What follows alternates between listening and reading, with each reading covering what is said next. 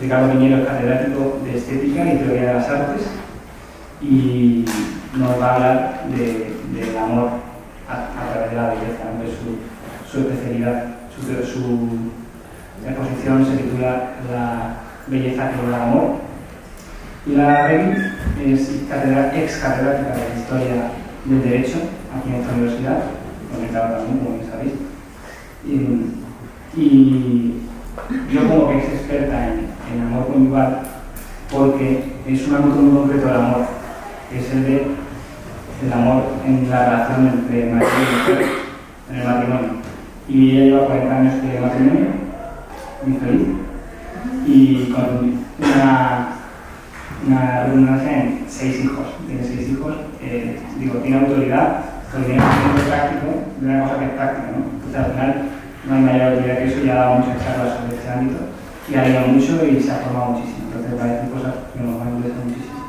Y luego don Miguel Ángel Martínez González, doña Pilar y don Ricardo, que también es catedrático de Medicina Preventiva en esta universidad, que también en la Universidad de Harvard, y nos va a hablar, pues, con razón sobre todo de su último libro, que se llama Hormonas y pantallas, desde más también el ámbito de la medicina y de la estadística y de la ciencia.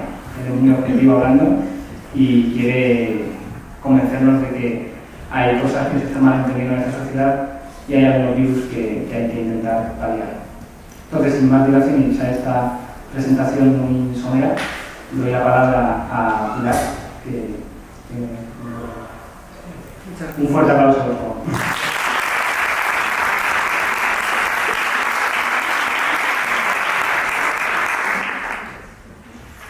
Bueno, ¿cómo era esto?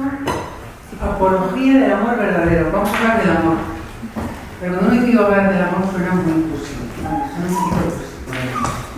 Pero mirad, no sé si es curioso o no, nos jugamos nuestra felicidad. Nos jugamos nuestra felicidad.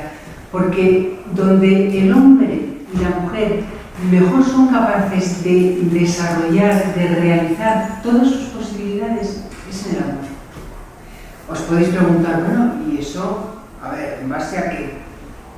En base a que tú y yo, para ser felices, necesitamos sentirnos aceptados, valorados y comprendidos. Y si esto nos falla la posibilidad de ser felices. Tenemos más dificultad para ser felices. Por eso, yo lo digo así, os parecerá que es una exageración, el amor es el negocio más importante de nuestra vida. ¿Cuántos años lleváis preparándoos para vuestra profesión? Pues no os voy a decir que dediquéis el mismo tiempo a aprender a amar, pero a ver, a aprender a amar hay que aprender. Para amar hay que aprender. Y hay que dedicarle tiempo. Y hay que querer. Hay que querer. Es el negocio más importante.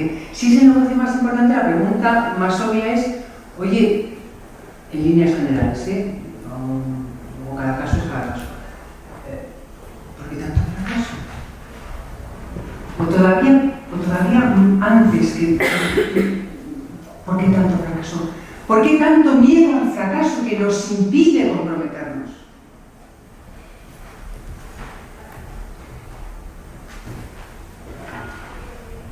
Tal vez sea que hablamos mucho del amor, pero quizás no sabemos lo que es el amor. O tal vez, bueno, como somos todos así intelectuales, universitarios, pues podríamos dar una definición de amor, pero luego a la hora de la verdad sabemos cómo amar. Sabemos qué tenemos que hacer en este momento, en aquel otro, para yo saber que estoy amando y para que la persona a la que yo amo se sienta realmente amada.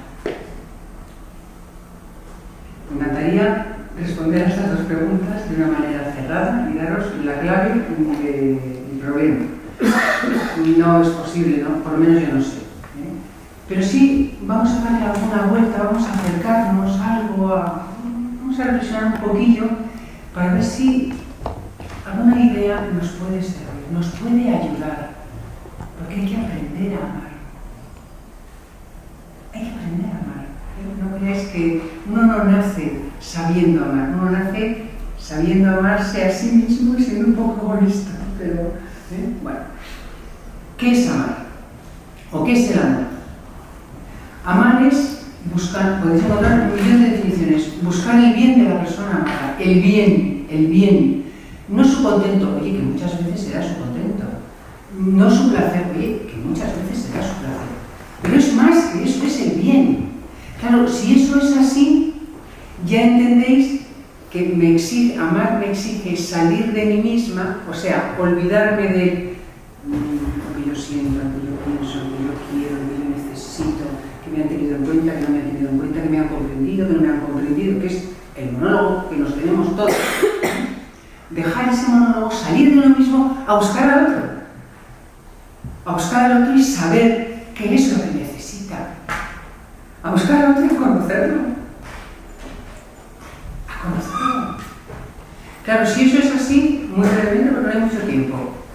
El egoísmo y el amor comparecen muy mal. Y todos somos egoístas. Luego tenemos que andar examinándonos. Esta reacción mía es puro egoísmo. Esto lo he dicho por puro egoísmo. Y entonces, saber pedir perdón y saber perdonar. Y saber perdonar. El egoísmo. Luego, a ver, el amor romántico no existe. Ya lo siento, no existe. No, o sea, que no os venga la canción de Joaquín Sabina, que no os venga amor sin espinas. Que os engañan. Que no os venga amor sin espinas. Y luego, el amor no es solo un sentimiento, por muy enloquecedor que sea ese sentimiento. El amor es mucho más. ¿Qué es lo que sucede? Que entiendo que es un sentimiento, que es algo epidérmico, y en cuanto ese sentimiento desaparece, que el sentimiento es como el Guadiana, se esconde y aparece continuamente a lo largo de su trayectoria. Ya me lo diréis dentro de unos años. ¿Vale? Entonces, claro, si cuando desaparece considero que el amor se ha muerto, lo tiro por la ventana. El amor no se muere, el amor no se agota, el amor... A ver, esto es muy sencillo.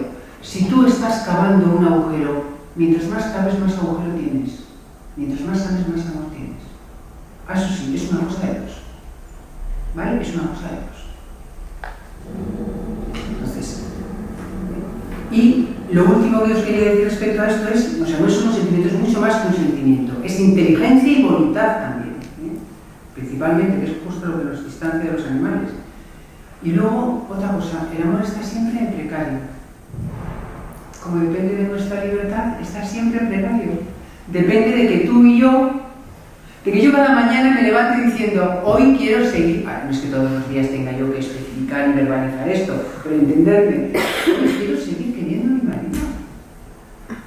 Mañana Dios dirá, pero mañana diré lo mismo. ¿Por qué? Porque vale la pena esto, porque vale la pena. Bueno, eso es el amor. ¿Y cómo se ama? Amar es una acción. Se supone que es un verbo al menos. ¿Cuál es la acción propia del verbo amar? Porque todos los verbos tienen su acción propia. ¿Cuál es la acción propia del verbo amar? No os voy a dejar pensar. Os lo voy a decir porque si no me van a regañar y van a decir que me estoy pasando. No tiene acción. El verbo amar no tiene acción. Todas las acciones buenas de la vida son posibles acciones amatorias. Por eso unas veces amar será acompañar y otras veces será dejarle el metro cuadrado que nos da la Constitución de espacio libre de unas veces será llorar, otras veces reír, unas veces escuchar, otras veces contar. Qué difícil. Sí, si no conoces. Sí, si no conoces. Hay que conocer, ¿vale? Quedaros con eso. Hay que conocer. Tenéis que conocer a la persona a la que entregáis vuestra vida, comprometiéndola con un compromiso que es radical. Tenéis que conocer los pliegues de su alma como conoceréis los pliegues del cuerpo. Hay que conocer, hay que saber, porque si no, ¿cómo sé lo que necesita para sentirse amado por mí? Mirad, ese amor lo realizan dos personas. Es entre dos personas. Bueno, hay muchos tipos de amor, ¿no? Es el madre del hijo, el amor a Dios. Yo voy a hablar del amor entre el hombre y la mujer, que es de lo que vamos a hablar. Amor entre el hombre y la mujer. Y hay que tener unas ideas básicas. La primera, nos están diciendo que somos iguales. Pues mira, sí, iguales en derechos, iguales en dignidad. Pero no se me ocurren muchas cosas más, porque somos uno de Marte y otro de Júpiter. Somos muy diferentes y si no estamos a ello, fracasamos. Si yo espero que mi marido responda a una cosa que nos han contado de la misma manera que respondo yo, chica, casate contigo misma. Si quieres que te diga que yo soy de ese infierno, y que aguantarme 2 veces me parece un horror. Entonces,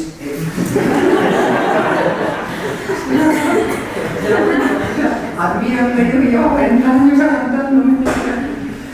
Bueno, 2 personas diferentes. Hay que estar a esas diferencias. No me puedo parar en ello, pero es que somos muy diferentes en todo. De verdad, luego si queréis podemos pasar a ver un poco cómo es esa diferencia. Luego, la segunda idea muy básica es que no existe el hombre ideal. Chicas, el hombre ideal no existe, pero chicos, la mujer ideal tampoco. Somos un conjunto de virtudes, de defectos, de contradicciones, de complicaciones, de... Claro, yo con mis virtudes soy capaz de enamorar, de atraer, de hacer la vida fácil a la gente, pero con mis defectos pongo a prueba a todo el que vive conmigo. Entonces, claro, ¿qué es lo que va a suceder? Que antes o después defraudamos. Defraudamos, no pasa nada, no se ha acabado el amor, hemos defraudado simplemente. Defraudado no en la acepción más negativa que tiene el diccionario de la Real Academia, sino en la otra. Mira, yo soy limitada, no puedo cubrir las expectativas, por eso defraudo a mi marido, defraudo a mis hijos, defraudo en el trabajo, defraudo a los amigos, defraudo, ¿por qué? Porque no puedo cubrir sus expectativas. Pero eso no quiere decir que no sea capaz de ser amada y de amar y de hacer feliz a alguien y de que alguien me haga feliz a mí. Y luego, a ver, mirad, si no queréis ser vulnerables, no améis. Pero el que ama es vulnerable. Es vulnerable. Pero el que ama también es feliz. Ya. El amor es negar o sea, decir no a toda capacidad de posesión, de dominio, no, es respetar la libertad. Por eso, el amor se basa principalmente en el respeto. El respeto no es miedo. Si hay miedo, cortar ahora mismo, en este mismo instante. No es miedo, es que yo me ponga, o que tú te pongas delante de la persona a la que amas, a la que te estás planteando entregar tu vida y mirarle a los ojos y decirle, oye, mira, quiero decirte una cosa, tienes derecho a ser como eres y yo no tengo derecho a cambiarte. Los chicos tapan los oídos. A ver, hijas, que es que las mujeres nos gusta, siempre queremos cambiar a los hombres, ¿vale? Y si les hacemos, oye, cámbiate de jersey, cámbiate de peinado, cámbiate de no sé, al final dicen, oye, ¿de quién está enamorada? De mí, no, desde luego. Quiere cambiar otras cosas en mí, que no sé. Bueno, algunos hombres también, ¿eh? No os creéis que esto es solo... Bueno, ¿entendéis? Ese es el respeto, es decir, tú tienes derecho a ser como eres y yo no tengo derecho a cambiarte. Eso sí, fijaros lo que digo, tengo obligación. Si tú me dejas, oye, por favor déjame y ayúdame a que yo también me deje. Tengo obligación de ayudarte a que alcances tu mejor versión. Tu mejor versión, no la mía, la del hombre ideal que yo tengo en la cabeza. No, tu mejor versión. Por eso, respeto. Y luego, ¿cómo amar? Ama con toda tu persona a toda la otra persona. No recortes nada. Si tienes algo que recortar, olvídate, cambia. Vete, no, no. O sea, el matrimonio no es una ONG. O sea, no. Y el noviazgo, que supongo la fase en la que podéis estar, el noviazgo, le queréis llamar noviazgo, pero vamos a llamar el noviazgo porque yo tengo muchos años de edad y ahora les voy a cambiar las cosas. A ver, el noviazgo es una temporada, es una época de la vida para saber si la persona de la que me he enamorado es la persona con la que yo quiero compartir la vida. Y por eso le quiero conocer. Y por eso no vendo lavadoras. Y si no sé cocinar, le digo, mira, yo ya, igual a veces, pero en el momento que sepas, ¿sabes? Entonces voy a vender lavadoras. ¿Vale? de toda la persona a toda la persona. Vamos a dividir, 3 minutos, vamos a ver las facetas, ¿no? Porque una persona es una cosa compleja. Se pueden dividir en más facetas, pero voy a ser como muy simple, ¿no? El amor físico, o sea, la faceta física, la faceta afectiva, la faceta espiritual. Yo, como creo en Dios, no puedo dejar de hablar de la faceta sobrenatural. La faceta física.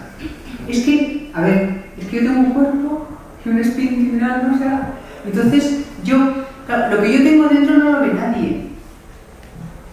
Una madre cuando tiene un hijo pequeño, ¿qué hace? Pero mira, lo besa, lo acaricia, te comería besos. ¿A que sí? El amor sexual es lo mismo. Es la locura de la carne. Me atraes y te quiero tanto que te beso, te abrazo y terminamos uno dentro del otro expresando la cosa más poderosa que hay en esta tierra, y es que queremos vivir la misma vida. Tan poderosa que es el acto más íntimo y además, se lo voy a decir a la fuente el otro día, el único que tiene la capacidad creativa. Por ahí hemos venido tú y yo. O sea, así de poderoso es. Por eso no separéis, yo lo voy a decir ahora, no separéis el amor del sexo. No separéis. O sea, no separéis el amor del sexo. El sexo es la manifestación física de todo lo que te quiero, de mi deseo de compartir la vida contigo. Por eso no se lo doy a cualquiera. Se lo doy a aquel con el que quiero compartir mi vida, mi techo, mi casa, mi comida, mi sueldo, mi cama. La comparto solo con la persona a la que quiero. El afectivo. Es que el amor es una comunidad de afectos. Y ahí la imaginación al poder, los detalles, ser detallistas, estar en los detalles. Estar en los detalles. Ser tiernos, tiernas. Ser tierno no es ser versallesco. No, tierno es aportar ternura a la vida, aportar una sonrisa a la vida, aportar sentido del humor. Hablar. Lo que siento, lo que quiero, lo que espero. ¿Y tú qué sientes? ¿Tú qué quieres? ¿Tú qué esperas de mí? Hablar en el noviazgo de eso. Cuando nos enfademos, ¿cómo lo solucionaremos? ¿Qué haremos con nuestras familias? Con la condenada suegra. No digo que yo soy suegra. ¿Qué haremos con ella? O sea, vamos a hablarlo en el noviazgo para conocernos. El amor espiritual, claro, es un escalón más. Este amor es, claro, mucho más profundo, mucho más satisfactorio y necesita tiempo. El amor no se hace y se muere en 5 minutos. Llamamos al acto sexual hacer el amor, bueno, porque nos gusta vestir a la mona de seda. Pero nada más. O sea, eso no es hacer el amor. Si hay amor, sí. Si hay amor, sí, pero si no. Entonces, el espiritual es luchar por compartir la vida, o sea, no ser 2 líneas paralelas que viven bajo el mismo techo y se encuentran de vez en cuando, no, comparto la vida. ¿Qué es compartir la vida? Compartir la vida es compartir mis ambiciones, compartir mis proyectos, compartir mis esperanzas, compartir mis tristezas, compartir mis angustias, compartir mis fantasmas, compartir todo, conocer los pliegues del alma como conozco los pliegues del cuerpo. Eso es compartir, eso es conocer. Eso es querer. Y ahí acepta. Porque lo que tienes en casa es un tesoro. El amor no es un derecho, es un regalo. El que considere que tiene derecho al amor no tendrá capacidad de retener el amor. Para aceptar. Aceptar como es. No como quisierais que fuera, además con vuestro criterio, porque, en fin, os habéis nombrado jueces de este mundo, ¿no? Vuestro criterio es el ideal. No. Aceptar, valorar lo que tenéis en casa, valorar, admirar, no perdéis nunca la capacidad de admirar, y admirar no es estar embobado, como pues está cuando está enamorado, no, admirar es, fíjate lo que hace, todo eso que te enamoró, refrescalo continuamente, porque sigue estando ahí, y comprender. sí, pobrecito, ah, sí, pobrecita. No, no. Comprender es que te duela el zapato en el mismo sitio donde le duele el hijo, en la misma intensidad. Y para eso tienes que conocer, tienes que hablar, tienes que compartir. Y luego sobrenatural. Si no creéis, desconectáis. Es sobrenatural. Mirad, hay una regla de oro. Donde hay 3 sobra 1, ¿no? Esa es una regla de oro, ¿no? Sí, pero esa regla de oro tiene una excepción de oro. Sí, sobra 1, salvo que sea Dios. Porque Dios, cuando vosotros os comprometeráis, Él se comprometerá con vosotros a ayudaros.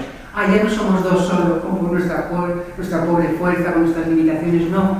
Es que tenemos al que puede, ¿no? El primo zumo solo, tengo de mi parte.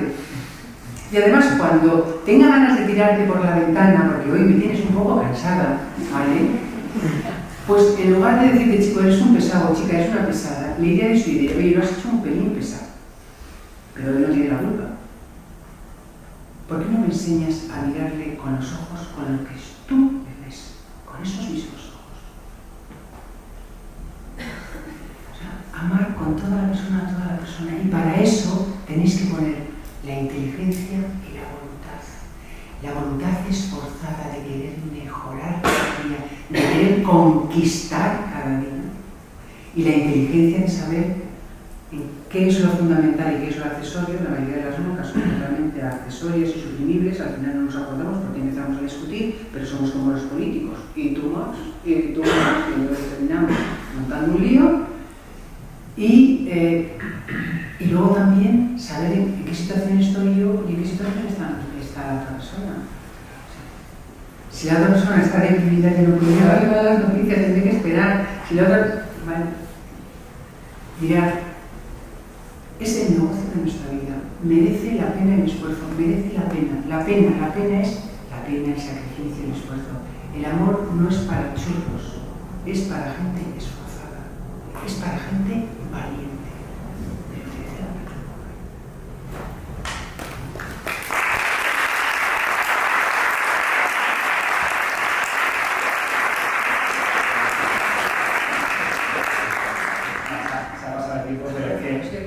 No podía contar, es que estaba haciendo... Me ha dicho al principio, me dice que estoy asustado porque no sé si voy a estar a la altura y digo, ¿cómo? Ahora estoy yo no sé, porque conozco muy bien a nosotros 2 ponentes, estaría ahora mismo yo asustado de si estuviesen los que faltaban a la altura, pero van estando y ya lo veo. Pues sin más, para no demorar esto, Ricardo, por favor, enderésenos con la belleza del amor a un ámbito más abstracto.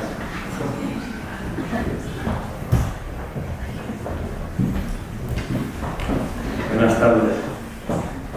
Es un placer estar con vosotros, pero es un placer escuchar a una amiga y tal como ella habla además, porque eso no es nada fácil. Y es que es una gozada, porque yo le agradezco a Enrique, siempre dice que me meto con él, pero no es verdad. Le agradezco que nos haya traído aquí esta tarde. Yo voy a hablar de belleza que lleva el amor. Voy a apagar como a mí me gusta, con menos luz, para que veáis mejor las imágenes. Esto es como cosas de ahí. Así me gusta más. Entonces, belleza que lleva el amor. Esto, ya sabemos que es el amor, buscar el bien del otro. Yo esto me lo grabé hace años y se lo debo a la profesora Levi. Pero después de muchos años de profesión, suponiendo que uno sabe lo que es la belleza, en el fondo no es verdad, nunca se sabe muy bien, o no se acaba de saber muy bien, o es demasiadas cosas y no te aclaras hasta el final. Yo voy a intentar ajustarme al tiempo de una manera metafísica, pero quiero empezar por esto. No lo tenemos fácil. Es decir, belleza que lleva el amor, no lo tenemos fácil. Es decir, los feos no lo tenemos fácil. Pero los guapos tampoco. O sea, que no es que sea un consuelo, es una realidad. ¿Por qué no lo tenemos fácil? Hombre, porque un ejemplo de los últimos artes, ¿verdad? Esto que dices. La gente se ríe porque se titula comediante, es lo único que tiene de bueno de la cosa.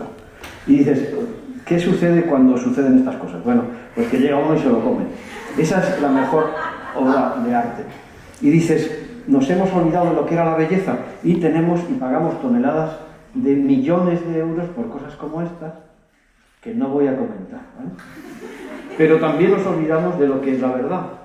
Y estando en una facultad, esta del Hexágono, en que reúne tanto científico, pues yo me resisto a ponerme de rodillas ante lo que dicen los científicos, porque ellos se suelen llevar la contraria con razón. Porque uno dice A y el otro dice no A. Y luego pasa a ser verdad lo que era no A. Y luego le dicen, pues no A, no A. Y así sucesivamente. Así que yo no me voy a poner de rodillas de momento más que ante Dios, que ha dicho Pilar Rey, y si procede ante mi esposa.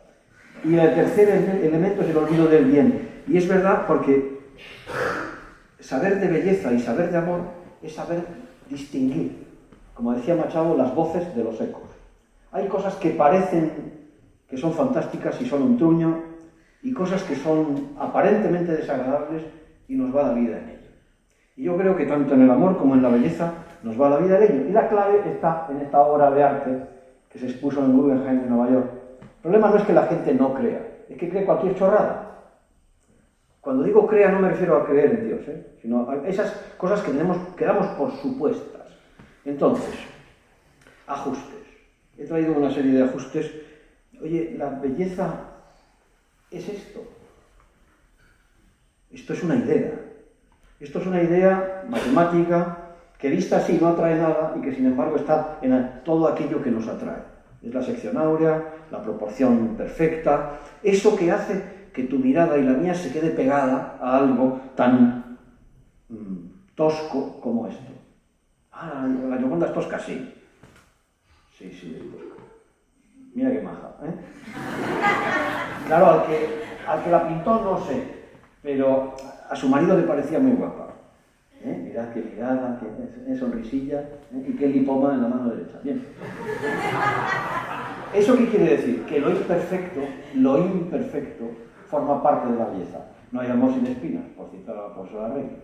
Cuando hablamos de belleza hablamos de una idea de perfección. Eso no existe ni siquiera en nuestras cabezas. Ni siquiera en nuestras cabezas. Segundo ajuste. La belleza puede ser una cualidad. No sé, tenéis aquí unos colores bastante hortera en la combinación, ¿verdad? Es un poco desagradable.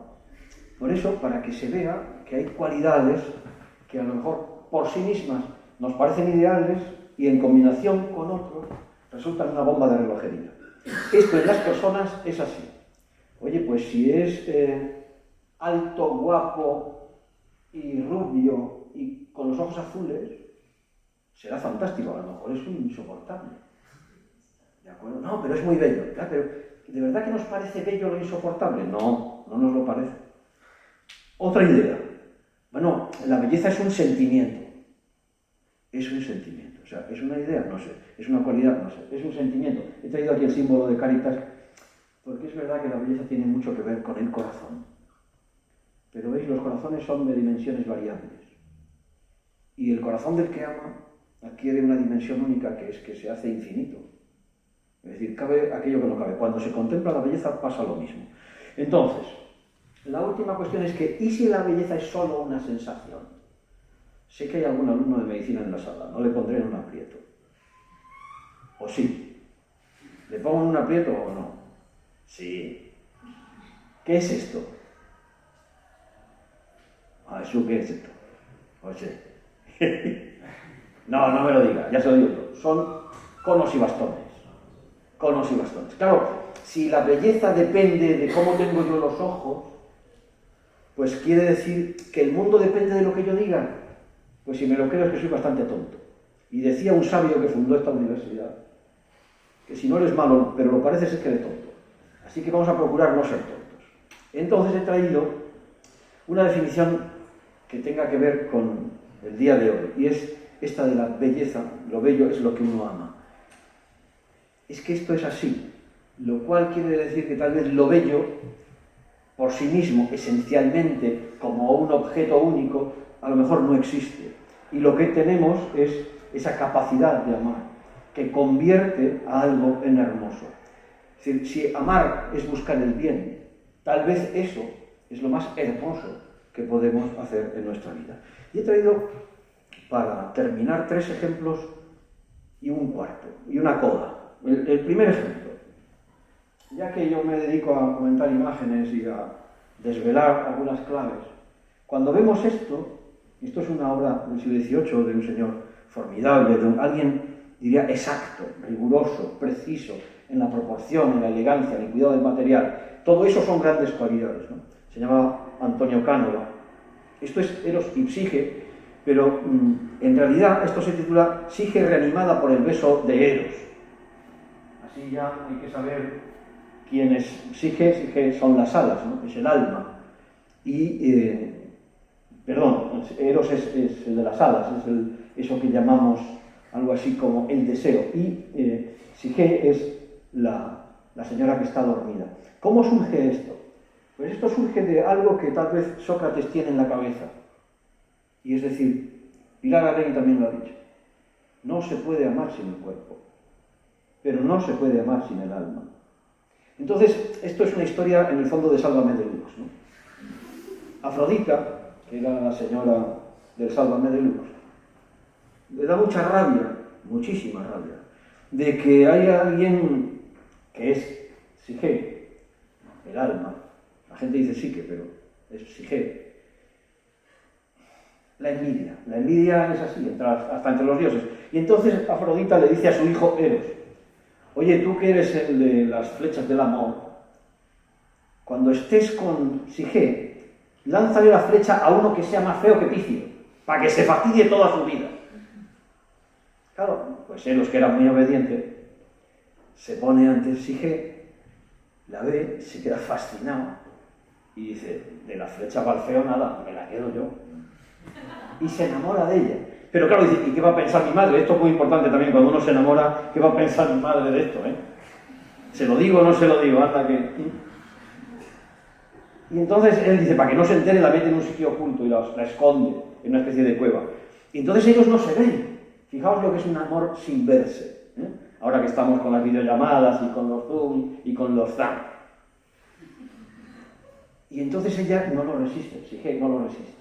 Y un día en esa cueva enciende una lámpara y el aceite le salta a la cara a Eros y se la destroza. Y Eros se enfada y la deja plantada y rompen. Y entonces ella se pasa toda su vida buscando a Eros, y llega hasta las puertas del infierno. Bueno, cortaré la historia. Llega a las puertas del infierno y sufre una especie de hechizo que se queda dormidita. Y él, después de mucho tiempo, padeciendo también, porque en el fondo lo que él quiere es volverse a encontrar con su amada, la rescata. Y la rescata en modo Blancanieves. Ahora sabéis de dónde viene Blancanieves. Con un besito, la manzana, no sé qué, estas cosas.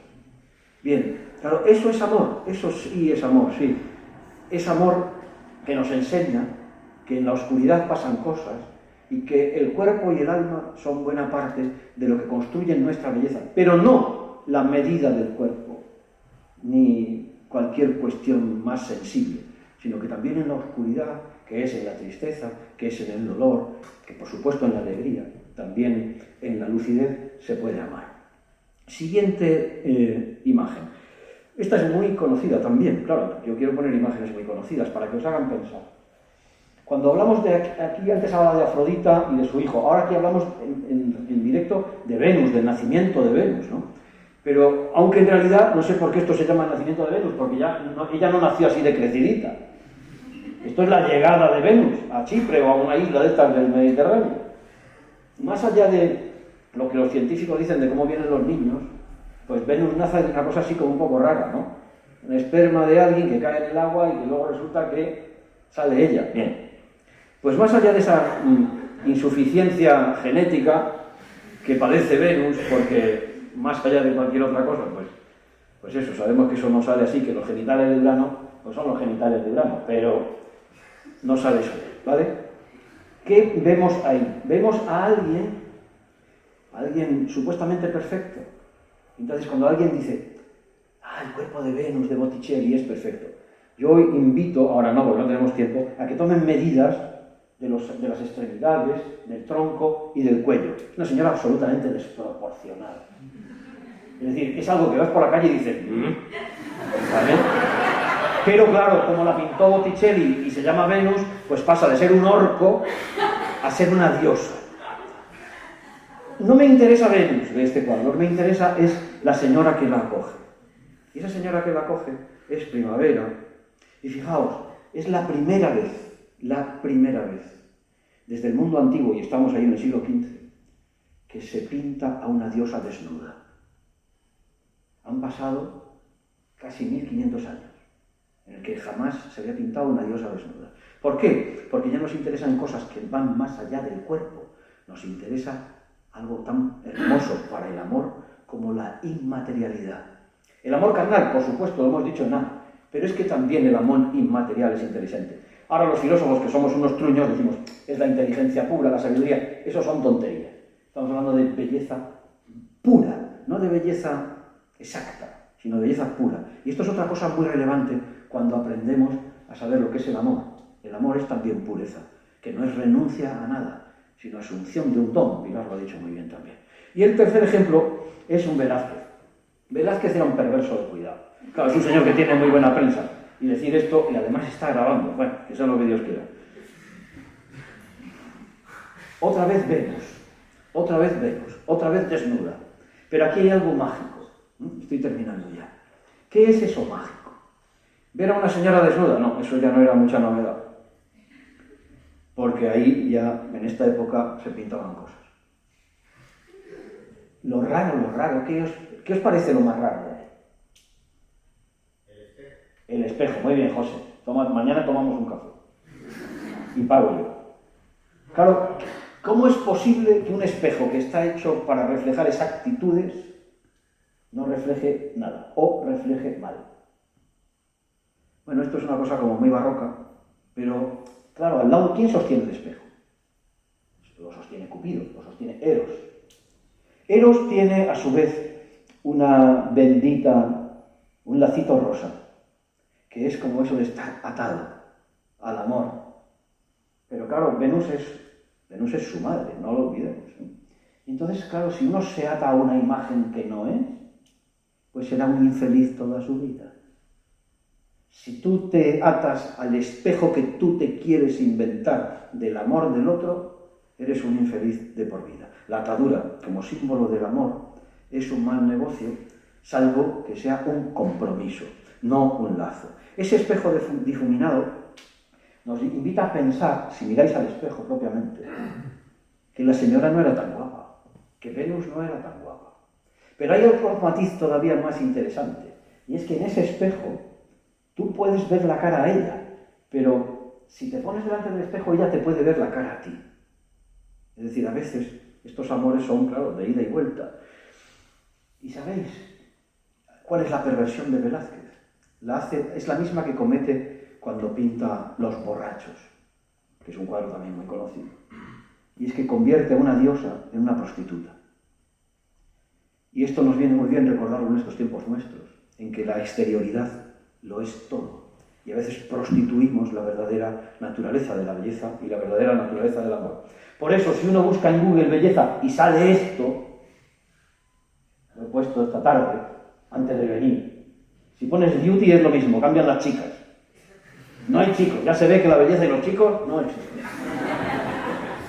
Claro, ¿qué es esto? Esta es la salida a la exterioridad. Pero os voy a terminar con la imagen que me parece a mí más hermosa de todas las que he puesto. Y que, en modo así de anuncio de la 11, la belleza está en el interior.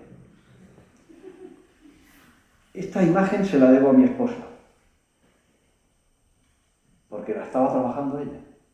Y me pareció tan bonita, que le dije, Chus, ¿qué es esto?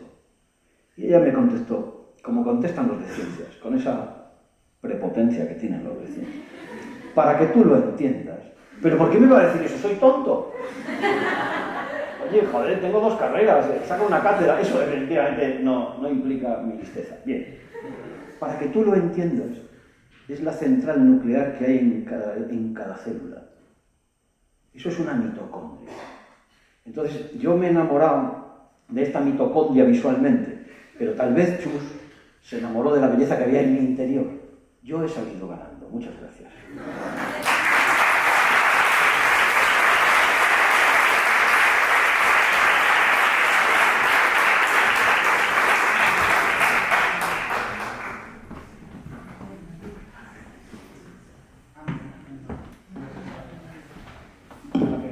pasa que quieren usar PowerPoint. Pero muchas gracias, don Ricardo.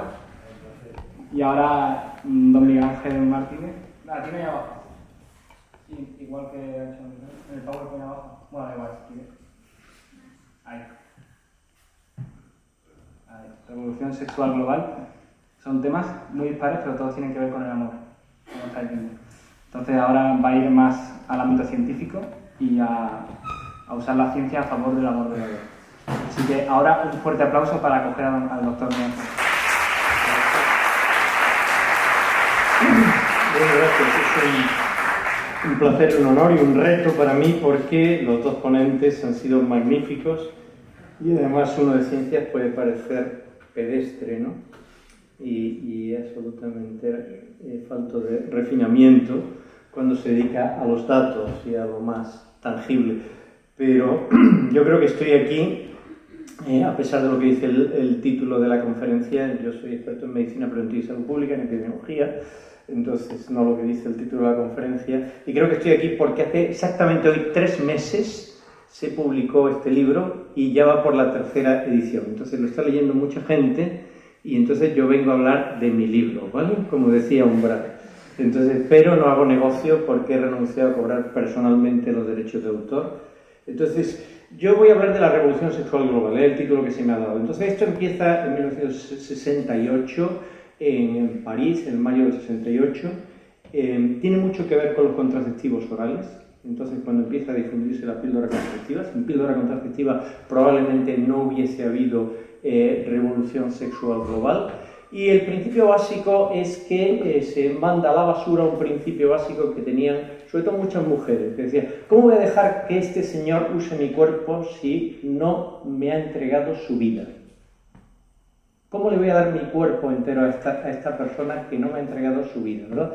Esto se fue al traste y se dijo: amor libre, vamos a ser todos felicísimos, cuantas más parejas mejor, cuanta más precocidad mejor, y liberación sexual. Esto es lo que se dijo. Entonces ahora venimos los epidemiólogos, que los epidemiólogos nos dedicamos a ver cuáles son las consecuencias causales de exposiciones, de estilo de vida, etc. Entonces, ¿qué ha pasado con los contraceptivos orales? Fue el primer fármaco, curiosamente, que se diseñó para no curar nada. Hasta entonces todos los fármacos curaban algo. Esto fue el chollo comercial, porque que su público diana sean todas las mujeres en edad fértil, o sea, no hace falta estar enfermo para tomar la pastilla, y que además haya que tomarla todos los días, y que no cure nada, por lo tanto no se acaba la necesidad de la medicación, realmente es la gallina de los huevos de oro para la industria farmacéutica. Entonces, no sé si oísteis, esto lo cuento en el libro, el jaleo que se armó porque la vacuna de AstraZeneca contra COVID producía trombosis. Entonces, estos son los casos, según el New England Journal of Medicine, la revista top de medicina, cuántos casos de trombosis venosas graves se producen con la vacuna de AstraZeneca por millón de mujeres. Debajo tenéis, según el British Medical Journal, cuántos casos de trombosis venosa se producen por contraceptivos orales. Sin embargo, no se arma ningún jaleo con los contraceptivos orales. Todo consiste en hacer un poquito de ingeniería social y de hacer orquestación mediática para que no se hable de esto. Pocos se atreven a hablar de esto. El libro, Salmones, Hormonas y Pantalla, es un reto en toda regla a la cultura contemporánea. Dice: basta ya de engañarnos. ¿Por qué no decís esto? Porque la diferencia es que en la segunda fila lo que aparece se repite cada año. No es acumulado, es anual. Eso de 680.600 casos por millón. Del 8 al 12 de marzo se puso en abierto para todo el mundo este documental. Este documental se hizo desde el feminismo, se llama The Business of Birth Control, y es un documental donde destapa muchas de estas cosas. Ahora ya hace falta pagar para verlo o para alquilarlo. Entonces es un documental que no es nada católico, como mi libro, que no es un libro que tenga nada filosófico, nada ético, nada moral, nada religioso. El libro Salmones, Hormonas y Pantalla es pura epidemiología, pura ciencia. Tiene 450 notas de pie de página donde cada afirmación que hago viene la referencia científica. Entonces, en ese libro se habla de todos estos efectos adversos.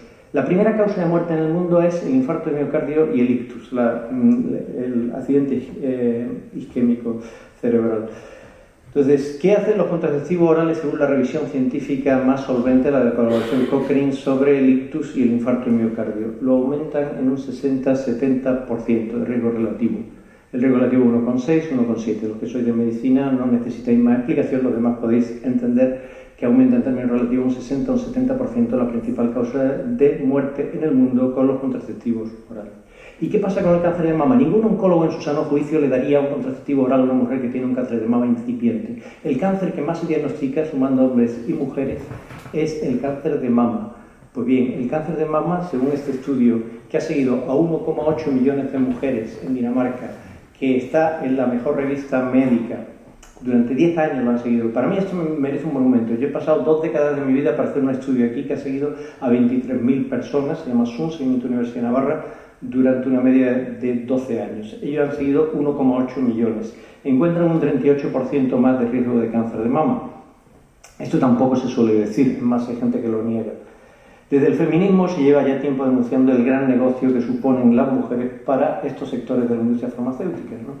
Entonces, ya digo, uno, si veis el vídeo del negocio de Business of Birth Control, el negocio del control de natalidad, pues veréis que no tiene ninguna pinta de católico. O sea, dice cosas que yo como católico no estoy muy de acuerdo, puede ser un 3-4% de las cosas que dice, en el resto estoy muy de acuerdo. Entonces, ¿qué ha pasado? Pues Bayer, cuando salió esta noticia en Drug Watch, ya había pagado 1.500 millones de dólares en conciliaciones a familias de chicas que habían muerto por contraceptivos orales, por trombosis, por embolias pulmonares, por ictus, por infartos.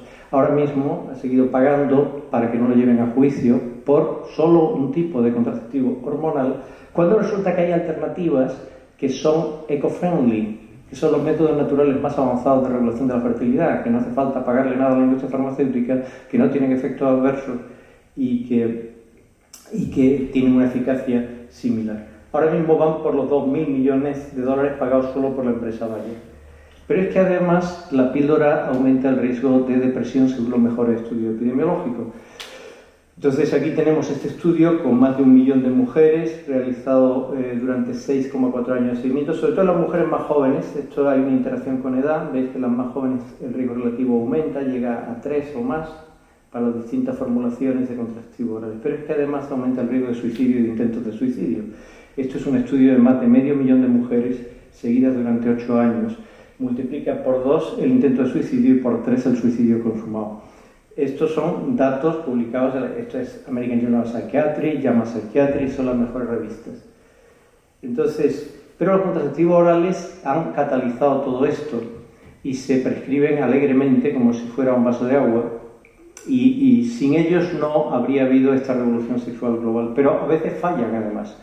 Porque hay vómitos, porque hay diarrea, porque se olvidan tomarlo o porque no tienen 100% de eficacia. Entonces, ¿qué pasa? Aparece ese tsunami que es el embarazo imprevisto, que es lo que más se teme cuando se tienen relaciones sexuales promiscuas o prematuras.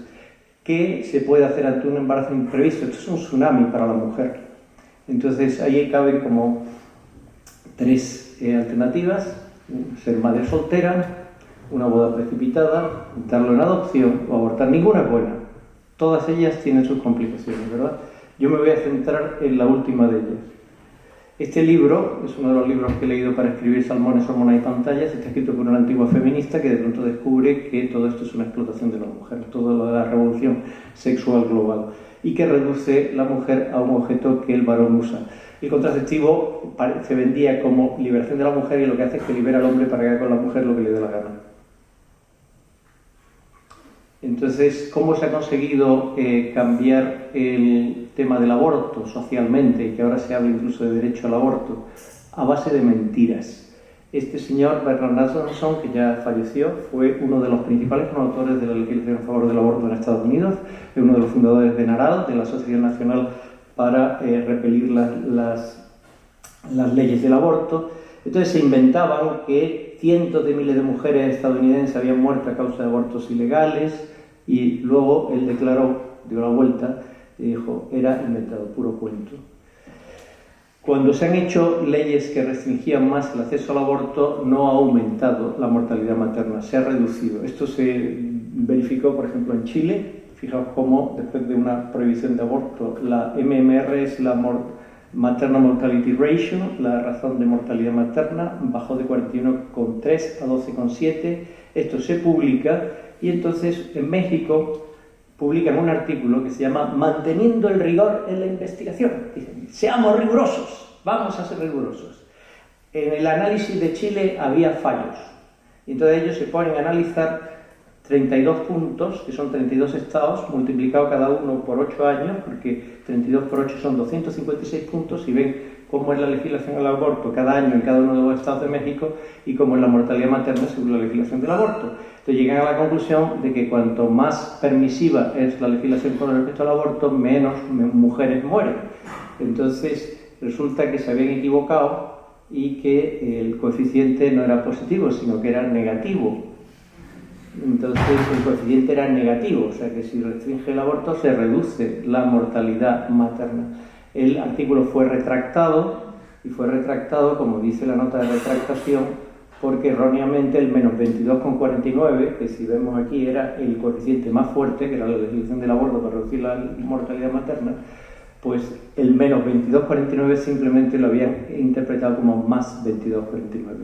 O sea, esto es para un epidemiólogo, supongo que lo hicieron con buena intención. Lo que pasa es que hay tal orquestación mediática a favor de esto y tal ingeniería social que con que el 10% de lo muchísimo que gana la gran patronal abortista lo emplee en intoxicar la opinión pública, pues se crea esa cultura de que parece que esto es así porque lo dicen ellos, pero es mentira cochina, ¿no?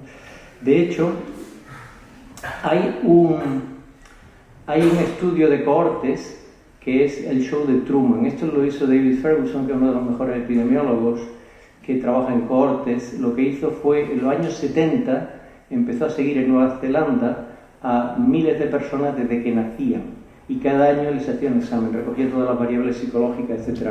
Cuando llegaban a la edad adulta, pues algunas de las mujeres de esa cohorte de nacimiento, que ya digo, está seguida desde los años 70, año tras año, pues yo me dedico a las cohortes, pues esto lo entiendo, y creo que es, pues tuvieron abortos, se indujeron abortos voluntarios, como se dice, ¿no?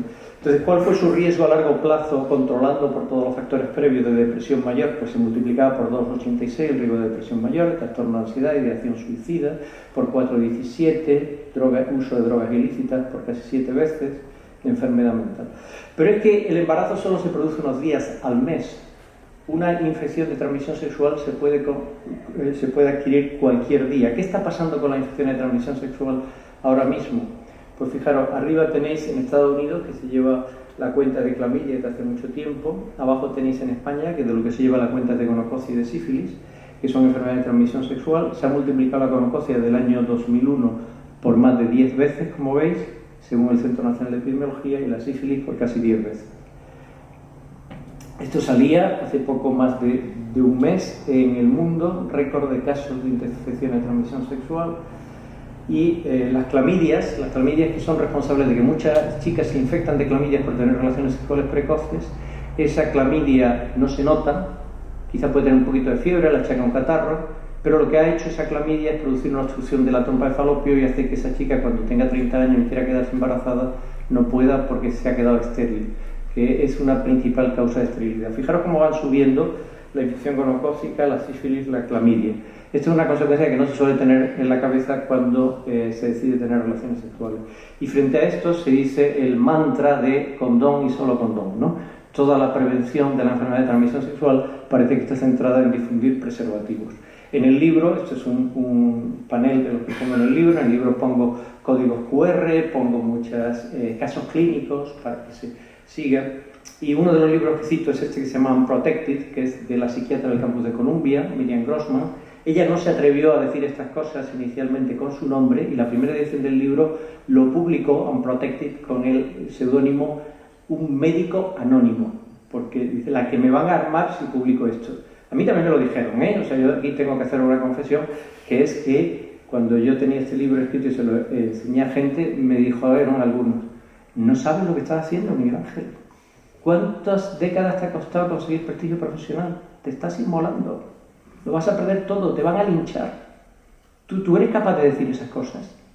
Esto que me estáis oyendo, y mucho más que viene en el libro. Y la verdad es que yo me lo planteé.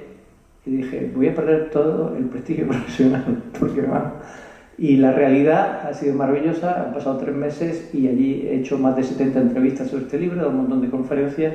y todo ha sido alfombra roja, o sea, no ha habido nadie que me haya linchado, muchos miedos son infundados. De hecho, a Miriam Grossman le pasó lo mismo, o sea, la segunda edición del libro ya puso su nombre, no pasa nada, no pasa nada, se puede decir todo esto. Entonces, parece que el secreto mejor guardado de la infección de transmisión sexual es este. Esto lo dijo el CDC de Atlanta, que es la instancia más solvente en salud pública en Estados Unidos, que dijo, para personas que han tenido siempre una sola pareja fiel y mutuamente monógama, lo de mutuamente es importante, para personas que están en esa situación, las infecciones de transmisión sexual no son ningún problema. No son ningún problema. Pero esto es un secreto muy bien guardado. Lo que hay que hacer es hablar de preservativo, ¿verdad? Parece que esto es lo que impone el pensamiento políticamente correcto. Pero después está qué impacto psicológico tienen las relaciones sexuales de tipo prematuro, la cultura del enrolle, del uso, ¿no? Entonces, a mí esto me ha asombrado. Estos son los motivos que a mí me han llevado a escribir este libro. Fijaros que hacía 50 años que no se veía esto. En la gente joven en Estados Unidos, en vez de seguir bajando la mortalidad, está subiendo. Y esto está pasando cada vez más.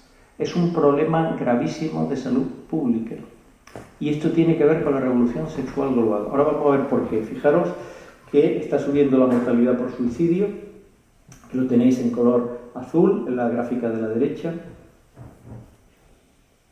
Y en España, entre los 15 y 49 años, la principal causa de muerte, con diferencia, es el suicidio. Y estos son los suicidios que se declaran y se contabilizan. Hay muchos suicidios que se esconden porque está estigmatizado y se disfrazan de caída accidental, envenenamiento, etc.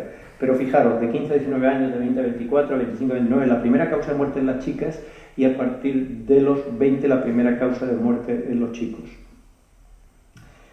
Entonces, a mí me asombró también este estudio. Este estudio es monumental.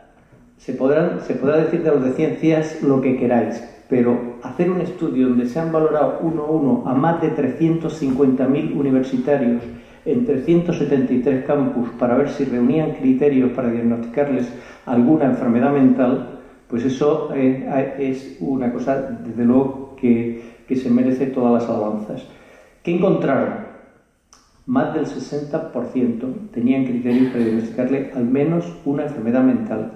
Universitarios estadounidenses, país líder del mundo, los futuros líderes de esa sociedad, más del 60% estaban con una enfermedad mental. Y todo esto tiene que ver con la multiplicidad seriada o concurrente de pareja. En este estudio, que lo hizo el CDC de Atlanta, de nuevo, en chicas de 14 a 18 años, la mayoría eran vírgenes, no habían tenido relaciones sexuales, pero según hubieran tenido ya a esa edad una pareja, dos parejas o tres o más parejas, por cuánto se multiplicaba el riesgo de, esto es RR, significa riesgo relativo, por cuánto se multiplica, lo digo para los de letras, ¿no? Los de ciencias, supongo que entendéis RR, riesgo relativo. Entonces, pues por cuánto se multiplica el riesgo de intento de suicidio según el número de parejas que han tenido. Esto contradice todos los postulados de la revolución sexual global. Parece que íbamos a ser muy felices con todo esto de cuanto antes tener relaciones sexuales, etc. Y ahí lo tenéis, publicado en el Journal of Community Medicine and Health Education y hecho por los CDC de Atlanta, también lo cito en el libro, ¿no? Y de hecho, si nos vamos a la medicina, nosotros somos los autores del libro de texto del Sevier de Medicina Preventiva y Salud Pública. Está a punto de salir la tercera edición y hemos revisado pruebas de imprenta en estas semanas, saldrá pronto. Es el libro que se estudia aquí en sexto de medicina. Pues ahí en el capítulo 49 de Salud de la Mujer y Salud Reproductiva traemos a colación el texto que emitió la Organización Mundial de la Salud para decir qué es la salud sexual, qué es eso de salud sexual, ¿no? Es la integración de los elementos somáticos, emocionales, intelectuales y sociales del ser sexual por medios que sean positivamente enriquecedores y que potencien la personalidad, la comunicación y el amor. Entonces, fijaros que la revolución sexual global es que corta esto, es un reduccionismo brutal, donde dice la salud sexual es somática, punto. Punto pelota, como decís vosotros, punto pelota, ¿verdad? Ahí se acabó, ¿no? Y entonces se olvida de los aspectos emocionales, intelectuales, sociales, se olvida de lo que es positivamente enriquecedor, se olvida de la personalidad, de la comunicación y se olvida del amor. Ha hablado magníficamente la profesora Pilar Arregui yo no me atrevo a decir nada, pero yo diría una cosa muy sencilla. El amor es decir, tú sí, yo no, desvivirse por la persona amada. Y toda la revolución sexual global lleva a usar a otro cuerpo. Nada de desvivirse, y son como dos platillos, la balanza, el egoísmo y el amor, ese amor de desvivirse, ¿verdad? Este es un colega mío que fue director general, catedrático de salud pública en Alicante, Ildefonso, buen amigo, ha venido aquí algunas veces a tesis doctorales, me ha invitado también allí.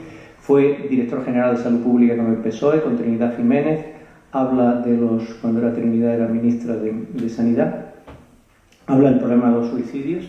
Entonces, ¿qué dice?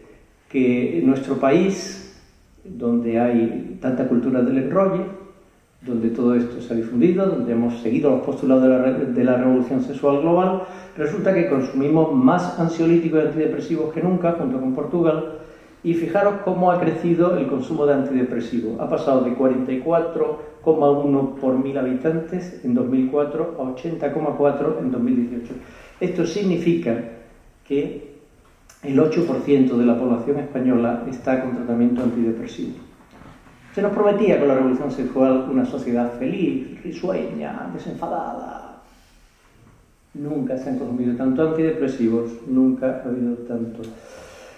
Y aquí está otro problema muy fuerte que es el autoerotismo. El autoerotismo, pornografía, masturbación, todo esto, ¿no? Yo voy a contar un experimento, esto es muy divertido. Esto yo le llamo en el libro la rata drogata, porque yo me lo he pasado bien. Yo siempre que doy una conferencia, una presentación, una clase, mi propósito es pasármelo bien, y cuando escribo un libro también, yo me lo tengo que pasar bien. Entonces yo cuando estaba en tercero, cuarto, quinto y sexto de medicina en Granada, me dedicaba a hacer esto. Operábamos a la ratita, no era tan ratita, era una rata grande, porque era más fácil operarlo. La operábamos, le metíamos unos electrodos en corteza prefrontal, hipotálamo lateral, una serie de zonas del cerebro, y le poníamos un sombrerito, ¿lo veis aquí el sombrerito? ¿Veis aquí el sombrerito que tiene? Un sombrerito que tenía unos agujeros, que lo pegábamos el sombrerito con cemento de dentista. Por supuesto la rata estaba anestesiada cuando hacíamos todas estas faenas, ¿no? Entonces luego la metíamos en una jaula hasta que se despertaba. Cuando se despertaba, allí llegaba Miguel Ángel con su guante de esquí, porque la rata estaba realmente cabreada, ¿no? Entonces alguna vez me mordió una rata. Entonces yo iba con mi guante de esquí ahí a coger la rata, la metía muy cabreada, estaba fuerte, había que hacer fuerza, ya era un animal grande, lo metía en la jaula y entonces le enchufaba el electrodo en el agujero que tenía en el sombrerito.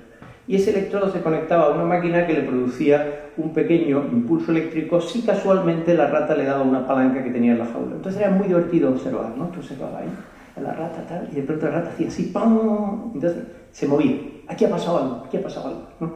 Era muy divertido, ¿no? Entonces de pronto probaba otra vez, ¿eh? Y yo ahí mirando, ¡pam! Probaba otra vez, probaba otra vez. Y de pronto empezaba, ¡tuc, tuc, tuc! Entonces empezaba a darle a la palanca y a darle a la palanca y a darle a la palanca, y entonces ya no hacía otra cosa, ya la podías tener sin agua, que le ponías agua ahí y seguía dándole a la palanca, no bebía, solo palanca, solo palanca. Entonces yo le decía al jefe de laboratorio, que había venido de Oxford y había montado este laboratorio de neurobiología, le decía, Paco, la rata es la rata drogata, es una rata drogata, mira cómo se droga y tal. Y entonces él me decía, no digas eso, Miguel Ángel, sé científico, es que tiene refuerzo positivo. Pero cuando llevábamos 5 o 6 días con autoestimulación de esta manera, y probábamos fármacos, eso rompían el circuito, la rata se había destruido. O sea, era un vendo, era una cosa que se te caía de las manos. La podías coger ya ni guante de esquí. Yo cogía la rata así, me la ponía aquí, en la bata, iba andando por el pasillo con mi rata aquí a cuestas, no hacía nada, era una animal que se derretía, ¿no? Entonces, esto es lo que pasa con las adicciones, ¿no? Entonces, y las adicciones tienen mucho que ver con la disponibilidad de teléfonos móviles, con conexión a internet. El punto de inflexión fue el 2007. El 2007 es cuando aparece el primer iPhone que tiene acceso a internet, el primer teléfono inteligente. Estos dos psiquiatras, psicólogos, Jonathan Haidt y Jan Twench, son catedráticos uno en Nueva York y otro en San Diego. Cuando les preguntan por qué estamos ante la peor crisis de salud mental de los jóvenes. Mira, yo no conozco ningún psiquiatra que no esté asustado. Muchos alumnos de quinto y sexto de medicina, cuando van aquí al centro de salud a hacer prácticas, vienen asustados. Le digo a una chica que se remangue para tomar la atención, cortes. la cantidad de intentos de suicidio que atienden en urgencias, médicos de urgencia que me dicen, mira, es que antes veíamos 2 o 3 al mes, ahora vemos 2 o 3 a la semana, de gente que se ha tomado pastillas para suicidarse, ¿no? Entonces, ¿qué dicen estos dos que han estudiado este tema con profundidad? Los teléfonos móviles, las redes. Y lo más adictivo de todo esto, hay un metaanálisis, esto es casi 250.000 participantes, estudios prospectivos de cohortes, se ve que el tiempo que se dedica a las pantallas aumenta el riesgo de depresión, sobre todo las pantallas de los móviles. Y desde luego lo que se ha estudiado muy a fondo es lo más adictivo que tienen las pantallas, que es la pornografía. La pornografía, a diferencia de la adicción al alcohol, que llega un momento en que uno pierde el sentido, a base de beber alcohol, pues ya no puede seguir bebiendo, ¿no? Se pierde el sentido, ya se acabó de beber, ¿no? Y con otras adicciones pasa igual, pero con esto es inacabable, es anónima, es súper accesible y es súper adictiva. Entonces, hay muchos estudios que no son pseudociencia, que son estudios científicos serios, donde se ve que no solo tiene un efecto funcional, sino también un efecto estructural, morfológico. Se reduce la corteza prefrontal, que es lo que más tiene que ver con la capacidad de autocontrol. Se producen alteraciones de todos los receptores de dopamina, se produce una poda neuronal, se produce el factor de transcripción delta fosbeta que reestructura todo el cerebro y se queda atrapado.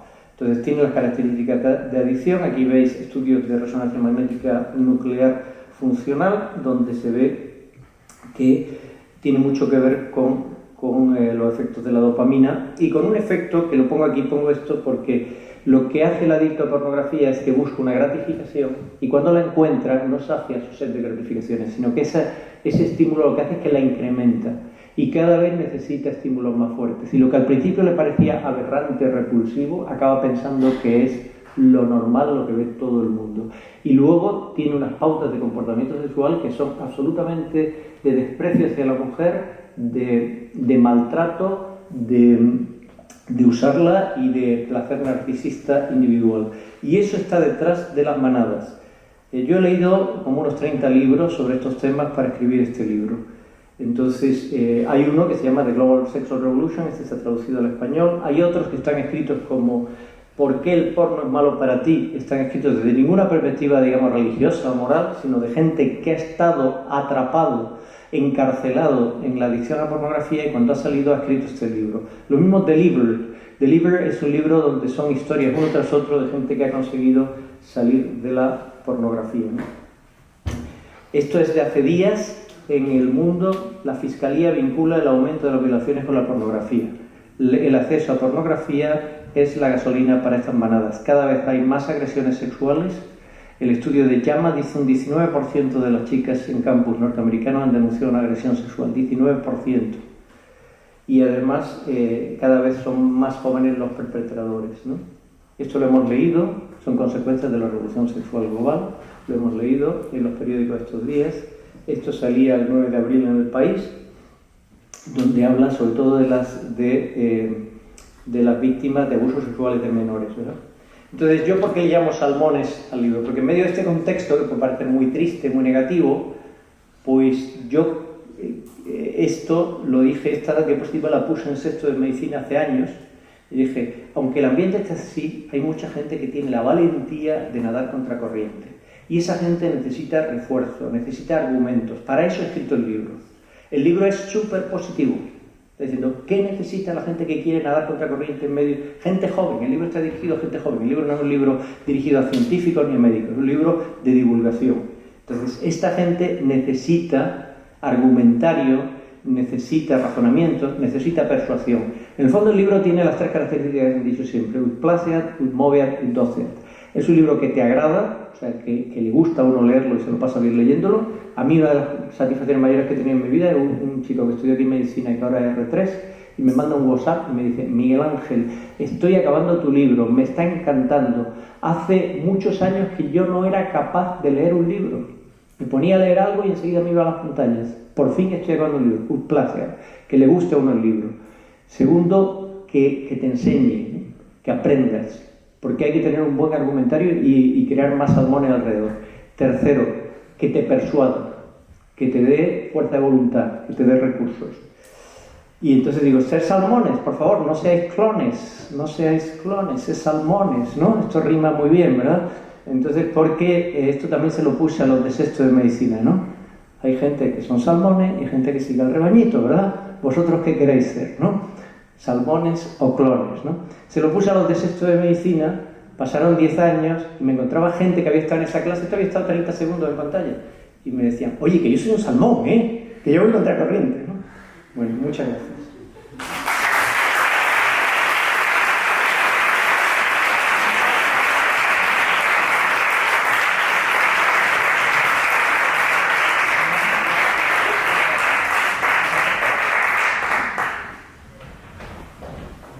Observamos, Ricardo, un aplauso, por favor.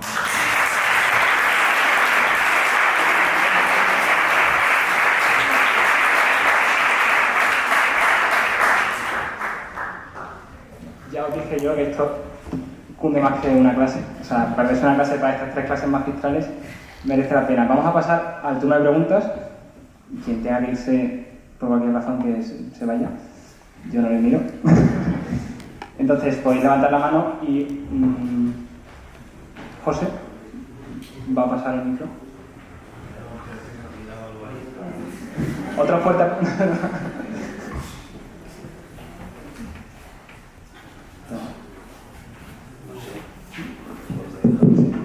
Entonces, es levantar la mano y podéis hacer cualquier pregunta. Seguro.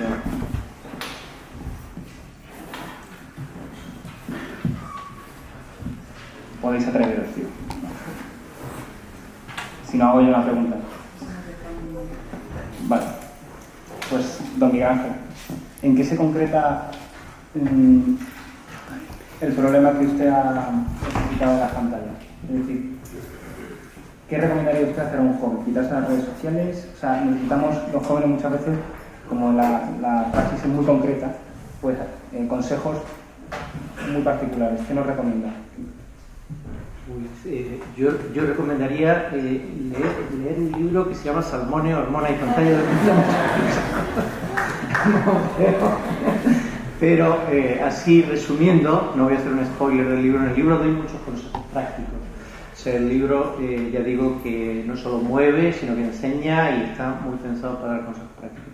Entonces, uno es, así como hay gente que lleva la cuenta de cuántos pasos al día, cuántos kilómetros al día, llevad la cuenta, por favor, de cuántas horas usáis el móvil al día.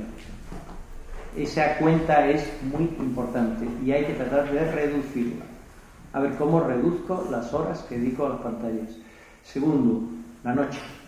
Hay algo que se llama el never ending scrolling, que es que uno se va a la cama con el móvil y entonces empieza a hacer así, ¿no? Así mirando para arriba, ¿no? Con la pantalla tumbado, ¿no? Que está muy cómodo tumbado, y entonces a la 1, a las 2, a las 3 de la madrugada, y a las 3 y media no se despierta porque se ha dado un telefonazo en la nariz, ¿no? Que se ha quedado dormido, ¿no? Y le ha caído el teléfono en la nariz. Entonces, eso es brutal. Yo he hecho el experimento varias veces en sitios donde he ido a dar charlas a jóvenes desde que publiqué el libro. Y entonces siempre veo a alguno, vosotros no, vosotros sois gente espabilada. Aquí no he visto a nadie, ¿eh? Pero he visto a gente que está zombie. No duerme. ¿Por qué? Porque se pasa la noche con el móvil. Porque engancha mucho. Entonces aquí no he hablado de una cosa, que es que hay unos algoritmos de inteligencia artificial, no sé si habéis visto el vídeo de Social Dilemma, que son todos antiguos empleados de YouTube, de Instagram, de Facebook, de TikTok, de todo esto de TikTok no hay mucho. Entonces, que ellos estaban aterrorizados de lo que hacen los algoritmos de Machine Learning, de inteligencia artificial, de aprendizaje de máquina, que si ahora mismo TikTok está siendo utilizado por 1.000 millones de personas en el mundo, esas 1.000 millones de personas lo están adiestrando para que sepa cómo enganchar a alguien y no soltarlo. Y es muy difícil competir con esos algoritmos. Entonces, cuando uno tiene el cortisol más bajo y tiene menos capacidad de respuesta y de enfrentarse, es precisamente por la noche. Entonces, ¿qué hay que hacer? Aparcar el móvil lejos del cuarto donde uno va a dormir. Muy lejos. No usarlo ya de cuando uno va a cenar, ya se olvida del móvil. No mirar mensajes por la noche. No dedicarse por la noche. La noche es donde uno está más débil, está cansado de todo el día, tiene el cortisol más bajo y tiene enfrente un enemigo potentísimo que cada día lo hace mejor para destruirte. Entonces te destruye la psique. O sea, fijaros lo que dice Jonathan Haidt y Jan Twenge. Es que no pestañean cuando me preguntan ¿por qué esta crisis de salud mental en los jóvenes? Por los móviles, por las pantallas, por las redes sociales. Y después, bórrate de redes sociales. Aunque uno se borre de unas cuantas, bórrate de redes sociales. No pasa nada, no se hunde el mundo. No se hunde el mundo. Entonces yo creo que estos 3 consejos ya He escuchado que voy a apagar el micro para que no se... Y hay alguna... Ahora sí hay preguntas. No sé, vamos. Bueno, vamos a dar el micro para que se escuche también.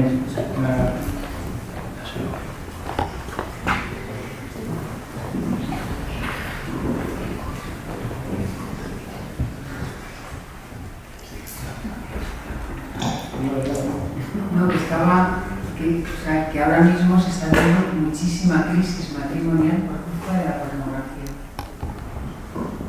Parece que por otra Sí. página. Pero tremendo. O sea, que es que...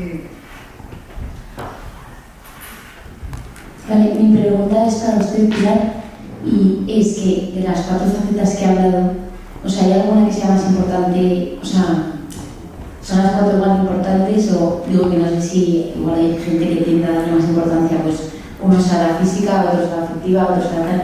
Y luego tengo otra pregunta aparte, que con esto de, o sea, ha habido un momento en lo de la afectiva que ha dicho tener detalles, o sea, detalles como de cariño y tal, pero hasta qué punto, porque luego todo esto con los lenguajes del amor y tal, también va como con la forma de ser de la persona, que hay gente que es más de detalles de, bueno, no sé, como que hay distintos lenguajes del amor, y me ha pasado, pues hablando con gente o yo que sé, alguna amiga que me ha dicho, es que, tío, es que mi novio no, es que no tiene detalles conmigo, es que no, ¿sabes? Y como que hay cosas como que hacen dudar, pero que yo pienso hasta qué punto, y el otro a lo mejor ni se da cuenta de que necesitas esos detalles, como esa forma de sentirte querida.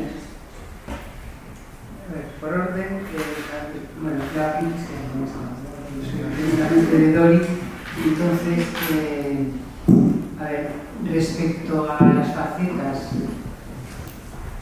depende de cada persona, pero yo desde luego cuando miro las facetas de las personas me hago la idea, es muy lineal, ¿no? Me hago la idea de una mesa y 4 patas. Empieza a quitar patas. La mesa deja de servir. Todas las facetas son importantes. Todas las facetas son importantes. Si a una, digamos, le das más fuerza y eso supone descuido para las demás, lo que sucede es que vas abriendo grietas en tu amor. El amor no se muere, como os decía antes, no se gasta, no. El amor son las pequeñas grietas que vamos abriendo. Por ejemplo, el tema, ahora mismo se da mucha importancia, se subraya mucho lo que es la relación física. Claro, está ya descrito además que, digamos, las parejas, porque no son gente casada muchas veces, que tienen una relación que es especialmente física, cuando eso es lo que tira del carro, lo que tira del amor, eso tiene muy poco futuro. ¿Por qué? Bueno, pues porque, claro, en fin, no lo diré con palabras así más finas. Yo recuerdo cuando era muy joven me encantaban los mejillones. Cada vez que venía a Barcelona a ver a mis padres, mi madre me ponía el viernes mejillones por la noche, el sábado para comer, casi cena, odié los mejillones. O sea, la repetición de las cosas te quitan, rompen tu sensibilidad. La sensibilidad también se agota. Entonces, ahora bien, hay que tener mucho cuidado, hay que procurar tener equilibrio, sabiendo que es importantísima la fase espiritual. O sea, porque esa realmente es la que más llena, la que más hace que conozcas a otra persona, la que más hace que des la vida. O sea, que mirad, no, ahora se habla, no, tenemos que ir al 50%. ¿Cómo que al 50%? ¿Cómo que al 50%? No vayáis a nada si solo queréis ir al 50%. Hay que ir al 100%. Al 50%. Y abrimos una cuenta, entonces yo pongo el 50% de los gastos y pones el 50% de los gastos. Yo lavo la vajilla los lunes, los miércoles y los viernes y tú la lavas los jueves. O sea, ¿vosotros creéis que eso puede durar? Al 100% los dos. ¿Por qué? Porque habrá momentos que uno, aunque no quiera, solo sea capaz de dar el 20% porque esté enfermo, porque esté deprimido, porque esté con un trabajo agotador, y entonces el otro tiene que tirar del carro. Y cuando pues tú te oye, corazón, mira a ver si te animas un poco, que yo voy a con la lengua afuera, ahora tú, el 70% y tú ves si descansas un poco. Al 100%, o sea, al 100%, y en todos los aspectos. Ahora dais mucha importancia a la parte física. La parte física tiene una vida limitada, porque te cansas. Ahora, la parte física, si no es solo física, sino que está involucradísima con el amor, no te cansas. ¿Por qué? Porque cuando vas a buscar a la otra persona, lo que vas a buscar es su deleite, no el tuyo. Vas a buscar hacerle feliz. A lo mejor a ti no te apetece hacerlo, pero vas a buscarle. Y él va a buscarte a ti. Y lo que hay que hacer es hablar las cosas, hablarlas. Oye, mira, esto sí, esto no, esto. Tenéis que hablar, conoceros. Y la primera pregunta, no sé, no te voy a contestar ya en el camino. Sí, los detalles. Ah, perdón, sí, los detalles. Normalmente traigo porque tengo la mente de Dori. Y con la verdad estaba viendo una cosa un poco interesante. En los detalles, o sea, mira, vamos a ver. En las obras de teatro lo importante son los actos. Y el entreacto es un descanso. En la vida lo importante son los entreactos. Y esos entreactos están forjados de detalles. Detalles no es que me tiene que dar una rosa, me tiene que no sé qué, que ahora tiene que, o sea, no tiene que estar todo el santo día el novio, la novia, el marido. O sea, el detalle es que te callas porque te está contando la misma cosa 10 veces y ni te encuentras que te esperan. Detalle es que cuando te pide que le escuches, escuchas con los oídos y con la mirada y conectas. Te están llamando por teléfono esa amiga que te va a dar una cosa. No, eso es un detalle. O sea, detalles, pero no son detalles, es que no es detallista. No, perdona, no se trata de ser detallista o no ser detallista, se trata de querer o no querer. Y si quieres, la persona querida está en tu cabeza. Y ves una cosa y te habla de ella. Quiero cambiar el colchón que está mal, cómprate una articulada. O sea, tienes que tener, pues no es que necesites una persona detallista, ¿no? Es que te vuelves detallista si quieres. Si a 2 centímetros de mí no se arrodilla tu corazón, ese amor no lo quiero. No lo quiero. ¿Cuáles son los detalles? Una mirada, una sonrisa, un salir a la puerta cuando llega. Una esforzarte en hacer un plato que la cocina que no. Ya esperemos que esto voy a ver si lo hago. Y además a la tercera, porque la primera se me ha quemado. Y eso está en las manos de todo. Eso es querer. Es que claro, no me apetece. Es que yo no soy así, ¿sabes? Es que yo no soy detallista. Oye, guapo, ¿está guapa? Pues él.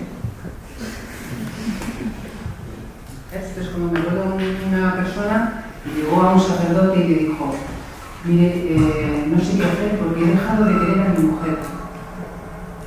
¿Qué puedo hacer? Y le dice el sacerdote: ¿quiérela? ¿Cómo que? A ver, no se enteró que he dejado de querer a mi mujer. ¿Ya? ¿Quiérela? O sea, realiza actos. Compórtate como una persona enamorada y terminarás siendo una persona enamorada. Esto es esforzado. Por eso os decía que esto es para valientes. A ver, merece la pena. Merece la pena. Si Dios os lleva por ese camino, merece la pena.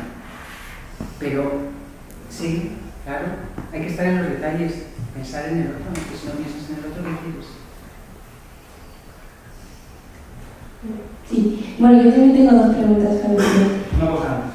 Última pregunta. ¿Ya? Vale, pues la primera es su experiencia. ¿Por qué cree que la gente tiene tanto miedo de comprometerse? Porque en el fondo siempre decíamos como un amor infinito y queremos que nos quieran para toda la vida y bueno, todo lo que hacemos está como tendiendo a eso, pero a la vez tenemos ese miedo de que no sea infinito o tenemos miedo de lo infinito. Y luego, lo segundo, a ver si me acuerdo de la pregunta, ¿me puedes terminar la pregunta? Bueno, ¿por qué? Bueno, yo creo que ahora cuesta mucho comprometerse. Primero porque, a ver, y les cuesta más a los chicos que a las chicas. No sé, creo que no desde lo que lo ha dicho más claramente, es decir, la revolución sexual ha dejado abierto un campo que ya no necesitas casarte con nadie para tener relaciones sexuales. Y entonces, bueno, eso perjudica el compromiso. Y entonces, ¿qué es lo que sucede? Es que como vamos, a ver, somos una sociedad de usar y tirar. Y salgo a la noche a ver si pillo, uso y tiro. Y si me rompe la radio, la tiro y me compro otra. Y esta es la sociedad que tenemos. Claro, con eso de usar y tirar, tenemos un miedo a cualquier cosa que suene a compromiso. Idolatramos la libertad. Pero ¿dónde tenemos puesta la libertad? En una hornacina. La libertad no es... No está reflejado, pero lo puedo decir. Igual el filósofo me dice que estoy diciendo una frase. La libertad no es capacidad de hacer, o de elegir, o de optar. No. La libertad es optar. Si yo tengo mucha capacidad, o sea, hay un ejemplo que le oí, el otro día oí un vídeo de un que se llama Rafa de la Fuente, puede ser, Rafa de la Fuente, miraron en él poniendo cosas ideales. Claro, ¿qué es lo que sucede? Que por miedo a perderos algo de futuro, a que venga alguien mejor, a que me equivoque y entonces espérate que por miedos estoy dando vueltas todo el rato a la rotonda. Pero las rotondas no están para darle vueltas, las rotondas están para coger una salida. Claro, si coges una salida, te niegas las demás en el fondo. Ay, qué miedo, no, es que cuando me equivoco, espera, no vuelvo a la rotonda. Estamos así. Y entonces, y con todo esto más nos han cambiado la cabeza. O sea, yo a la persona que comparte conmigo la vida le exijo mucho. No me caso con cualquiera. Pero la persona que se ha puesto esta noche conmigo me da igual. O sea, que hemos bajado el nivel de exigencia. ¿En qué? En el acto más íntimo y más poderoso que tenemos. ¿Dónde estamos? Pero, claro, no somos impermeables a lo que la sociedad nos está contando. Yo he dado esta charla a gente joven y más de una chica se ha levantado y me ha dicho: oiga, no estoy nada de acuerdo con usted porque los hombres y las mujeres somos exactamente iguales, es cuestión de rol. Y dije, bueno, pues espera, abrir un poco más y ver como los roles de cada rápido. Bueno, no es así. Y lo veis enseguida. Entonces, hay miedo al compromiso porque idolatramos una libertad que no usamos. Tenemos miedo a usar la libertad porque, claro, si yo uso la libertad, me comprometo. Si tú haces medicina, no puedes hacer derecho, ni filosofía, ni biología, ni... ¿Qué hago? ¿Qué hago? Si salgo con este chico, no puedo salir con este, con este, con este. Si me voy a cine, no puedo. Si me voy a hacer esta película, no puedo. Entonces estamos como queriendo todo y al mismo tiempo no tenemos nada. Y todo lo que hacemos es las redes sociales. ¿Por qué? Porque no nos exigen nada. No nos exigen tener detalles, no nos exigen pensar, no nos exigen ni siquiera que nos levantemos. ¿Dónde la pasamos?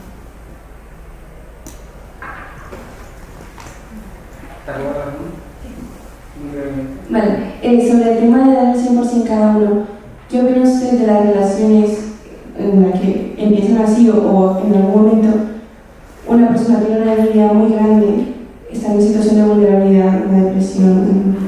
Una enfermedad. Eso. Y esa enfermedad hace que se fije tanto en su sufrimiento que le cueste darse al otro. ¿Eso se podría volver una dependencia o puede funcionar una relación así en la que uno está muy necesitado y el otro va como en su rescate? A ver, ¿estás en situación de casada o de soltera? No, me refiero en esa pregunta, ¿no? A ver, A ver,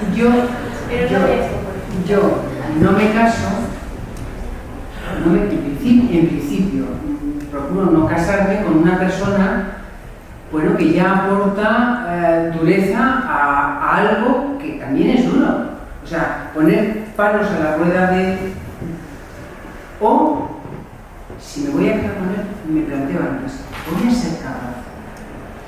O sea, yo voy a ser capaz de toda la vida estar, eres chica, con este chico que tiene depresión. Porque lo que no puedes hacer es casarte con él y luego dejarle porque tiene depresión. ¿Vale? ¿Me has entendido lo que? Puedes casar con quien quieras, pero es mejor que le hagas daño antes a que le hagas daño después. Entonces, pues te puedes casar con quien quieras, pero tienes que saber con quién te casas. Y hay que elegir bien, porque te juegas mucho. Uno se juega mucho. Vale. Pues un fuerte aplauso, por favor.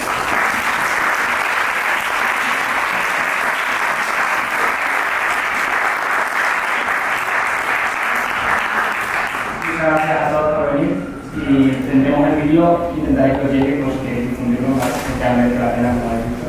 Y en serio, un aviso que hayáis dejado aquí en esa mesa. Gracias. Un fuerte aplauso para todos.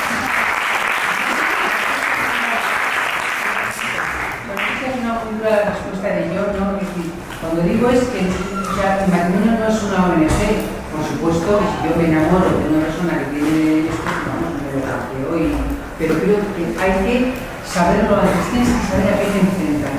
¿Vale? No, yo ya le cambiaré, yo le ayudaré.